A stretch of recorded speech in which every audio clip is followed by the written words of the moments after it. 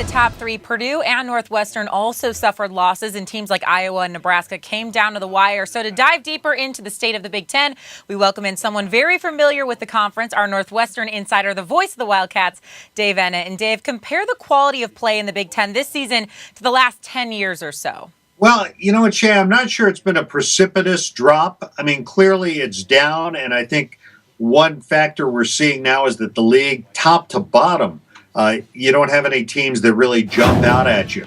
But if you think about it, it's been this way for a while now. The Big Ten has only won 2 of its last 12 Rose Bowl games. They haven't been in a BCS championship game since '07. So it's not like after last season they just fell off the ledge. So let's look ahead now, Dave, to the end of the season. If a one-loss team like Michigan State, Ohio State, or Wisconsin runs the table in the conference, do you believe they have a shot to make the playoff?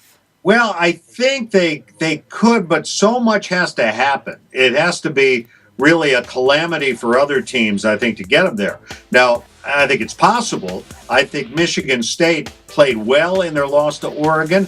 They didn't play well enough to win it, obviously, and I think the final score might have been a little bit misleading as far as how good Michigan State is. It's probably indicative of how good Oregon is. But I think if they were to win out convincingly, and then have teams above them stumble in conference championship games, and at the end of the year, they might have a chance, but they're going to need help. Yeah, a little bit of luck, too. So, Dave, how does the Big Ten increase its quality of play on the field? How do they fix the problem? Well, I just think they have to stay after it. I mean, they have to get their programs that have been traditionally strong to get back to where they were. Obviously, it hurt them tremendously to have Ohio State lose Braxton Miller, because there was your highest ranked team going into the season. But it's not like these other programs are completely lacking talent. And Wisconsin's a good team, Michigan State's a good team, Ohio State. And then the rest of the league, I think, has to pick it up a little bit. And the last few years, we've seen some teams like Minnesota and Northwestern come through with strong seasons. I think that helps the conference overall. They need to get back to that. Finally, Dave, on a more positive note, Northwestern honored you last weekend, naming the radio booth after you and your accomplishments. It's now called the Dave Eanet Broadcast Booth. What does this mean? Can you take extra vacation days or what?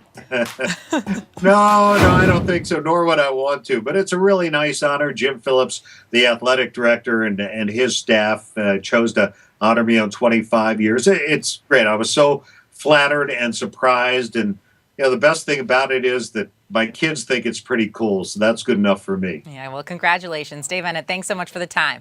Thank you, Shae.